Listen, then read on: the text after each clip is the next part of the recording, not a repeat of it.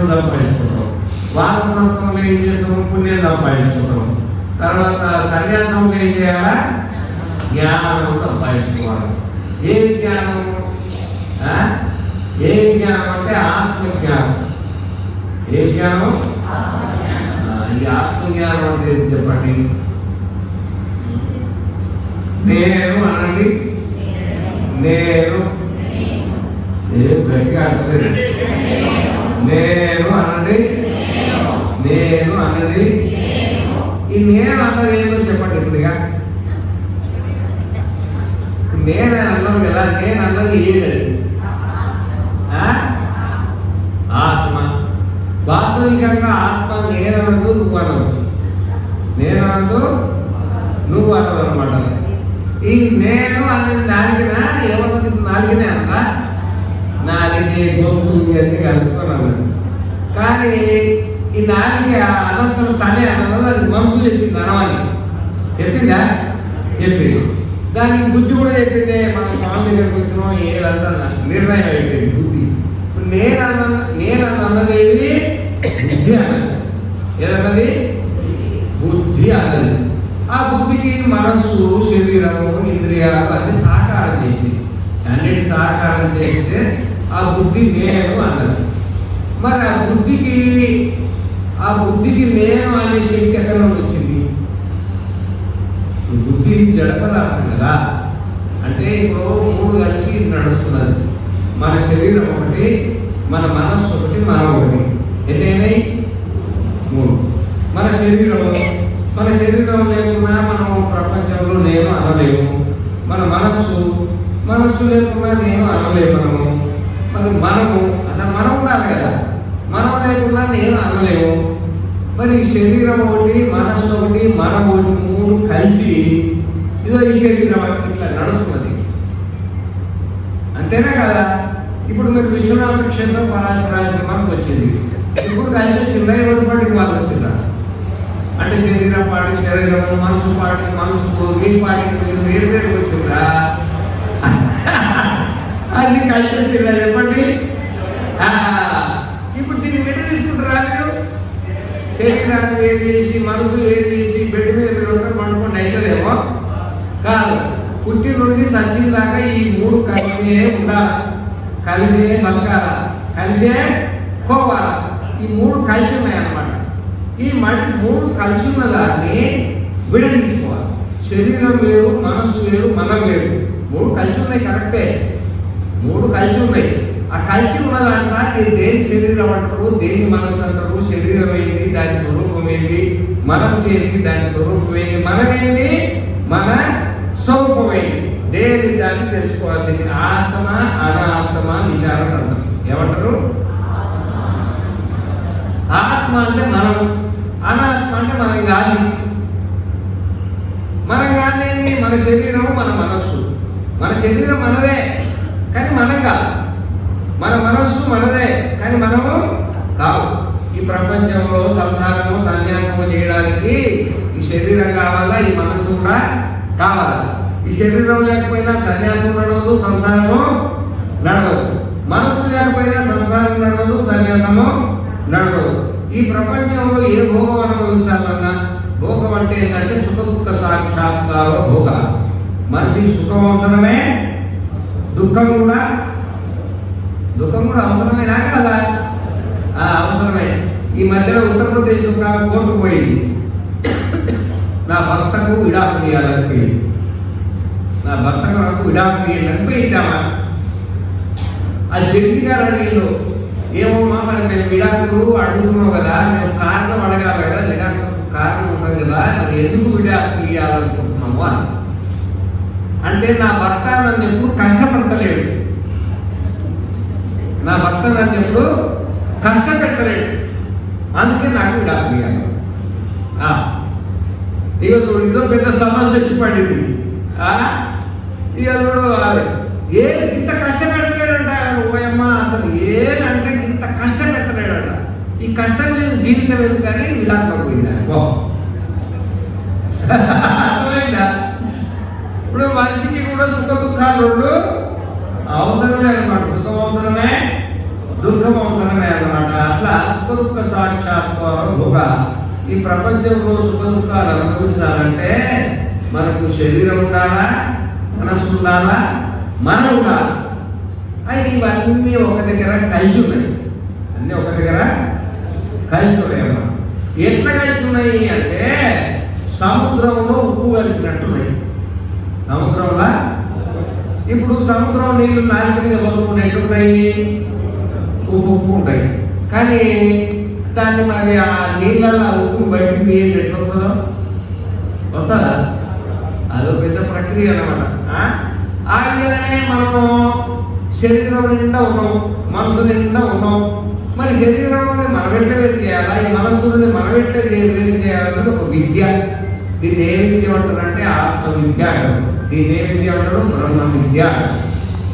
ఈ ఆత్మ విద్య, ఈ బ్రహ్మ విద్య, ఈ రెండు కూడా ఈ మానవ జన్మలో మనకు వేదం మనకు ఉపదేశించింది అన్నమాట. వేదం దాన్ని వేదాంతము అంటారు. ఆత్మజ్ఞానాన్ని ఏమంటారు? వేదాంతం అన్న ఉపనిషత్తులన్న ఒకటే.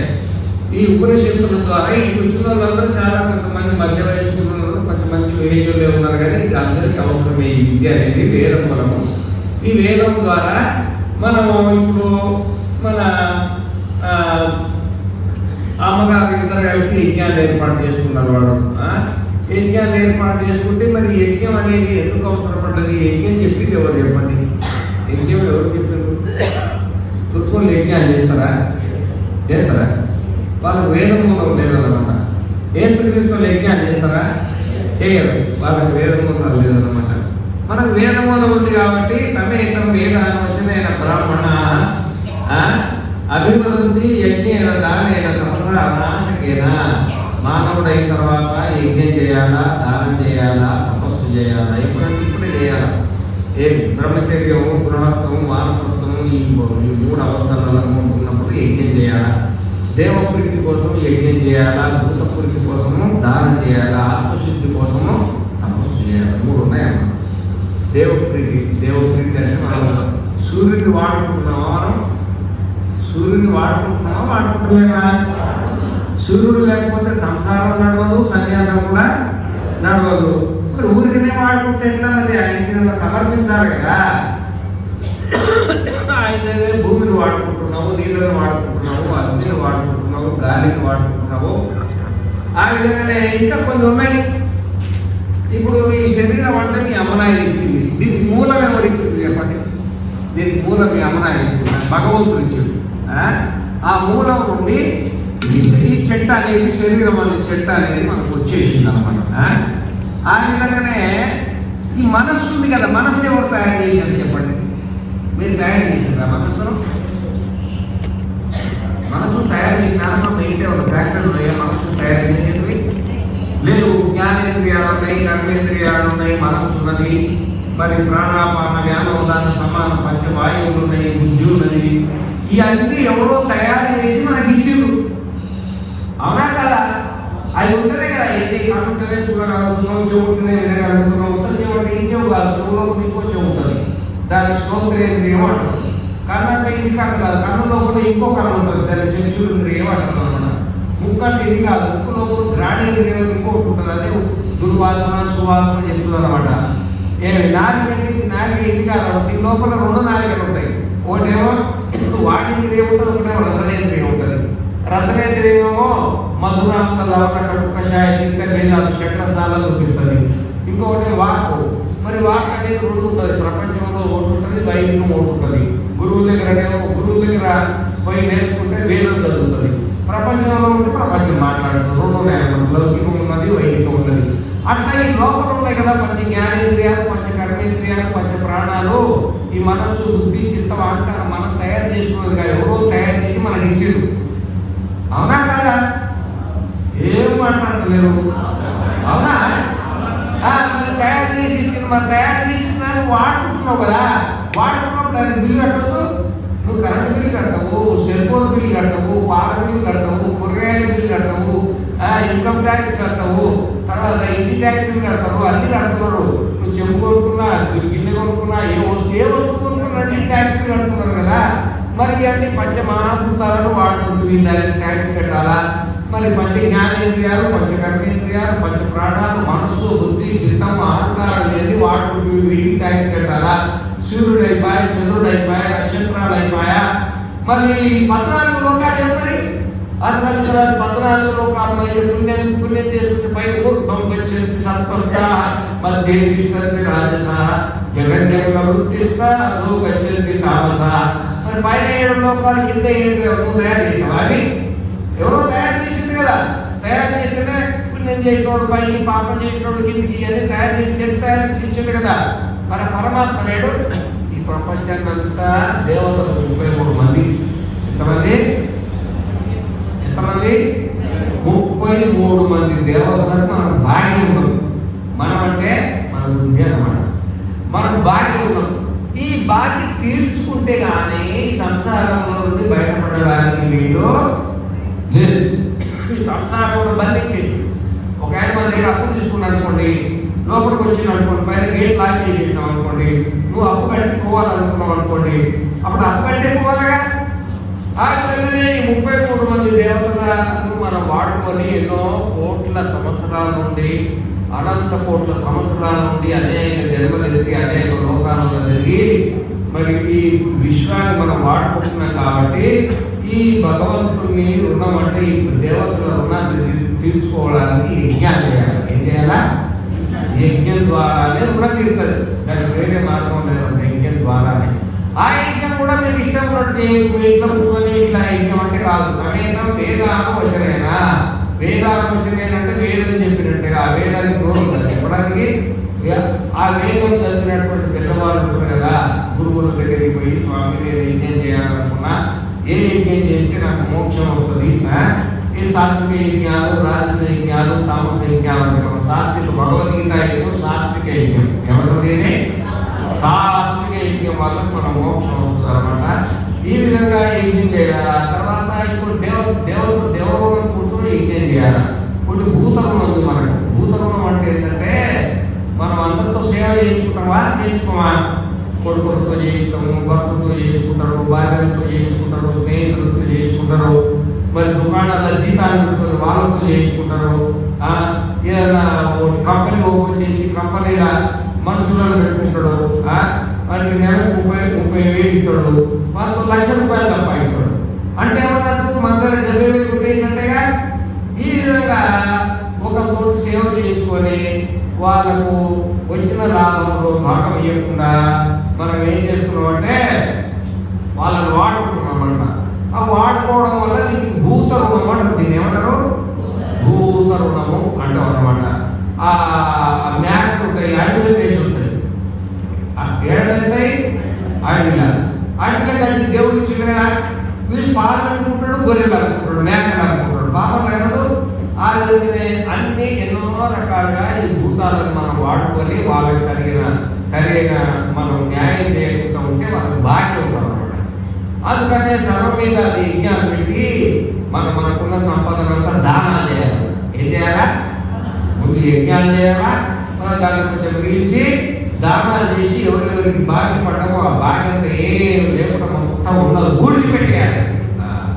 ఆ తర్వాత ఇక మిగిలింది ఏముందంటే తపస్సు. ఈ శరీరం ఉన్నది, ఆ శరీరంలో కొంచెం మైల ఉంటుంది, మనసులో కొంచెము మైల ఉంటుంది అన్నమాట. ఇప్పుడు మనం కూరగాయలు దుకాణాలు కొనుక్కొచ్చుకుంటాం కదా, అట్లే తింటామా కొనుక్కొని తింటామా చెప్పండి? అందరూ అట్లే తినేట్టుకుంటారు, వండుకొని తింటారా? ఇప్పుడు ఆ కూరగాయలు పొయ్యి మీద వేసినప్పుడు అది సంతోషం ఉంటాయా, బాధపడతాయా? ఏమో, అది బాధపడితే మాగేందుకు, సంతోషించుకుంటే మాగేందుకు, వండుకొని తినేదే లెక్క.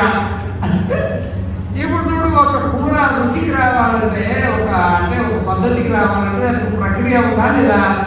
ఆ విధంగానే ఆత్మజ్ఞానానికి కూడా ఈ శరీరం అనేది తప్పించాలా, ఈ మనస్సు అనేది తప్పించాలా.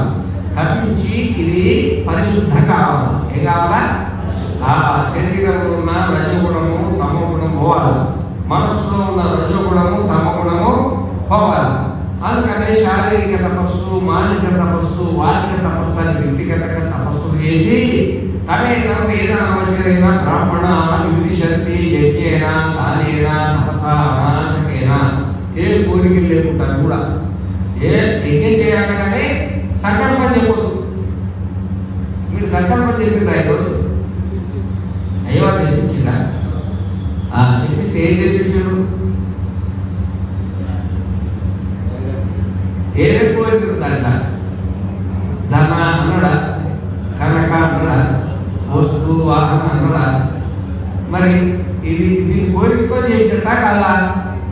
ఇట్లాంటి యజ్ఞాలతో మనకు ఆత్మజ్ఞానం కలగదు. ఏ కోరిక సంకల్పం చెప్పాలి కానీ ఏ కోరిక అనేది మనకు ఉండదు. ఏ కోరిక లేకుండా యజ్ఞం చేయాలా, ఏ కోరిక లేకుండా దానం చేయాలా, ఏ కోరిక లేకుండా తపస్సు చేస్తే అప్పుడు మనకు ఆత్మజ్ఞానానికి యోగ్యత వస్తుంది. కాబట్టి దాన్ని ఆత్మజ్ఞానానికి అంటే గురువు చెప్పింది నీకు అర్థమవుతుంది, వేదం చెప్పింది నీకు అర్థమవుతుంది, ఉపనిషత్తు చెప్పింది నీకు అర్థమవుతుంది అనమాట. ఇప్పుడు నేను చెప్పింది మీకు అర్థమైందా, అర్థం కాలేదా చెప్పండి? అర్థమైంది. అర్థమైన తర్వాత యజ్ఞమైన తర్వాత మీరు వెళ్ళిపోతుంది చెప్పండి? యజ్ఞం అయిపోతుంది కదా. యజ్ఞం అయిన తర్వాత మీరు ఎక్కడిపోతారు? ఇదే అవుతారా? ఇంటికి పోతాం. అంటే మీకు అర్థమైనట్టా కాదు ఉంటాయి కదా. అర్థమైందా? ఇది అన్నమాట. ఇప్పుడు మనకు నిజంగానే అర్థమైతే మనం ఏడికి పోమన్నమాట. ఏడికి బంధాలు ఉన్నాయి కదా, బంధాలు లాగేసుకున్నాం. అందరూ తాళ్ళు కట్టుకుని వచ్చేసి కొంతమంది కొడుకుల తాళ్ళు ఉన్నాయి, కొంతమందికి బిడ్డల తాళ్ళు ఉన్నాయి, కొంతమందికి ఉద్యోగాల తాళ్ళు ఉన్నాయి, కొంతమందికి ఏమో ఇంకా అన్ని రకరకాల తాళ్ళు ఉన్నాయి. ఎవరి తాళ్ళు వాడే అర్థమైంది. దానికి టైం రాగానే ఆ తాళ్ళు లాగేస్తుంది. ఈ తాళ్ళు లాగేది పొలమే ఉంటుంది అనమాట. ఈ బస్సులు ఎక్కుతాయి, ఈ రైళ్ళు ఎక్కుతాయి, నారాయణ ఇంకా ఆటోలు ఎక్కుతాయి, స్కూటర్లు ఎక్కుతాయి, కార్లు ఎక్కుతాయి. ఇక బయలుదేరి వెళ్ళిపోవాలా, గుద్దలకి పోతాయా పోతాయి అనమాట. ఈ తాడు తెగితేనే ఆత్మజ్ఞానం కాదు. ఏం తెగాల? తాడు తెగాల. ఇక తాడు తెగింది కానీ నడుము కట్టుకుంటాడు గట్టిగా. తెగిన దాన్ని కట్టుకున్నాడు, పట్టుకుంటున్నాడు.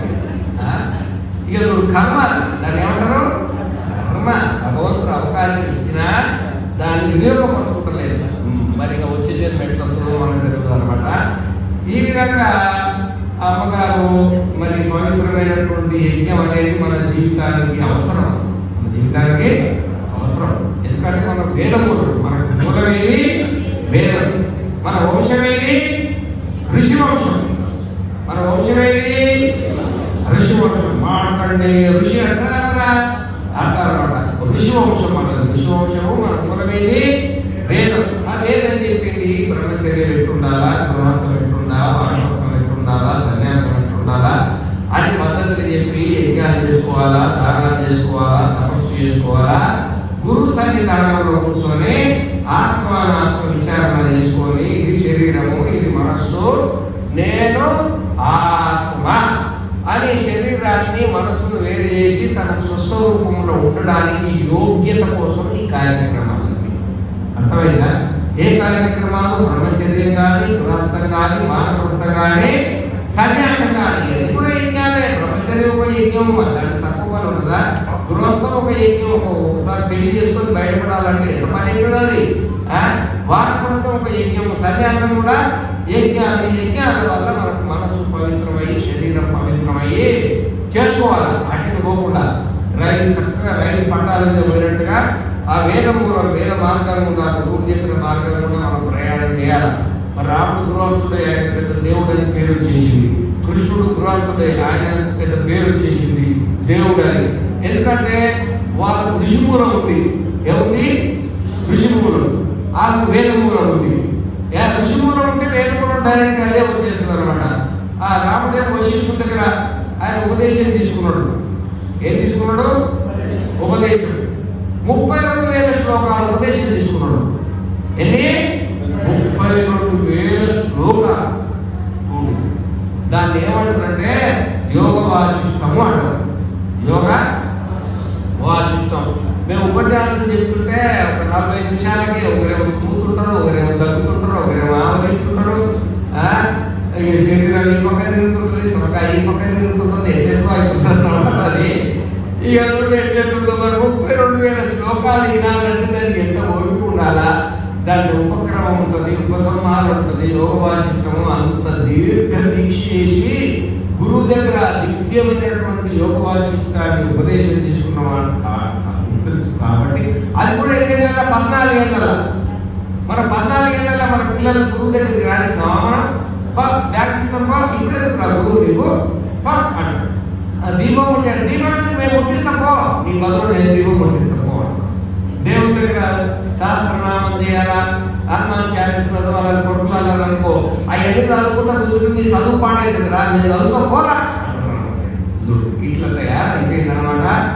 ఇక 14 ఏళ్ళ ఆ విధంగానే సాత్వికుని గురుకులంలో శ్రీకృష్ణ పరమాత్మ అదే 14 ఏళ్ళ పోయి ఆయన దగ్గర బ్రహ్మాండంగా ఋగ్వేదము, యజుర్వేదము, సామవేదము, అథర్వవేదము అంతా సకల చదువుకొని హిమాలయాలకు పోయి తపస్సు చేసిండు. కృష్ణుడు బలరాముడు తపస్సు, మహాభారతంలో చదవండి, తపస్సు చేసేవాడు. ఏం తపస్సు అంటే ఆత్మ సాక్షాత్కారం అన్నమాట. ఆత్మ సాక్షాత్కారం. మన తపస్సు ఏంటంటే ప్రపంచ సాక్షాత్కారం. ప్రపంచ సాక్షాత్కారం. మంచి ఇల్లు ఉండాలా, మంచి కారు ఉండాలా, మంచి ఏసీ ఉండాలా, మంచి సెల్ ఫోన్లు ఉండాలా, మంచిగా బ్యాంకులో పైసలు ఉండాలా, మంచిగా ప్లాట్ ఉండాలా, మంచిగా కళ్ళద్దాలు పెట్టుకోవాలా, మంచిగా మెడలో బంగారం వేసుకోవాలా, ఓ అమ్మాయి ఇట్లా ఉండాలా, అట్లా ఉండాలా. మనకేం ప్రపంచ దర్శనం ఇష్టం, మనకు ప్రపంచ దర్శనం. వాళ్ళు కూడా ఏం ధరించారు, రాముడు తక్కువ, నా రాముడు మెడలో తక్కువ బంగారం ఉందా, కృష్ణుడి మెడలో తక్కువ బంగారం ఉందా? కానీ అది ఉన్నది ఇది ఉన్నది, రెండు ఉన్నాయి ఆయన దగ్గర. ఏమన్నాయి? అది ఉంది ఇది ఉంది. ప్రపంచం ఉంది, పరమాత్మ ఉంది. మన దగ్గర ఏమైంది? పరమాత్మ దూరం అయింది, ప్రపంచం ఏమో ఎక్కువైపోయింది. ఎక్కువైపోయింది, ఉండాల్సిన దానికంటే ఎక్కువైపోయింది అనమాట. అందుకనే మన ఈ ఆత్మజ్ఞానాన్ని బోధించేది భగవద్గీత. ఆత్మజ్ఞానాన్ని బోధించేది మనకు వేదమూలమైన ఆ వేదంలో ఉపనిషత్తులు వచ్చినా ఆ ఉపనిషత్తులు నీకు అర్థమైంది చెప్పండి. ఉపనిషత్తులు అర్థమైంది. అసలు ఉపనిషత్తులు అంటే ఏదో తెలుగులో చాలా మంది 99% ఉన్నారు అన్నమాట. అందరి టీవీలు ఉన్నాయి, బంగారు ఉన్నాయి, అన్ని మనవాళ్ళు మనవరాళ్ళు అందరూ ఉన్నారు. కానీ ఇళ్ళలో ఉపనిషత్తులు ఉన్నాయా? లేవు. మనకు దాని గురించి అవగాహననే లేదు అన్నమాట. ఉపనిషత్తులు ఉంటుంది, అది ఆత్మజ్ఞానాన్ని ఉపదేశిస్తుందని మనకు అవగాహననే లేదు. ఆ ఉపనిషత్తుల గురించి మరి దాని అర్థం కావాలంటే పెద్ద పని. దానికి మరి వేదవ్యాసుడు బ్రహ్మసూత్రాలు రాశాడు. ఏం రాశాడు? అది ఎక్కడో ఉంటుంది అనమాట. మనకు రకంగా అర్థమైతే లోపల ఎక్కుపోతున్నాం అనమాట. అందుకనే దాంట్లో అథాతో బ్రహ్మ జిజ్ఞాస జన్మాద్యస్యేక శాస్త్రయూనిత్వాలు తత్వ సమన్వయాలు ఇట్లా ఉంటాయి. అన్ని సూత్రాలు, చతుసూత్రాలు అంటారు.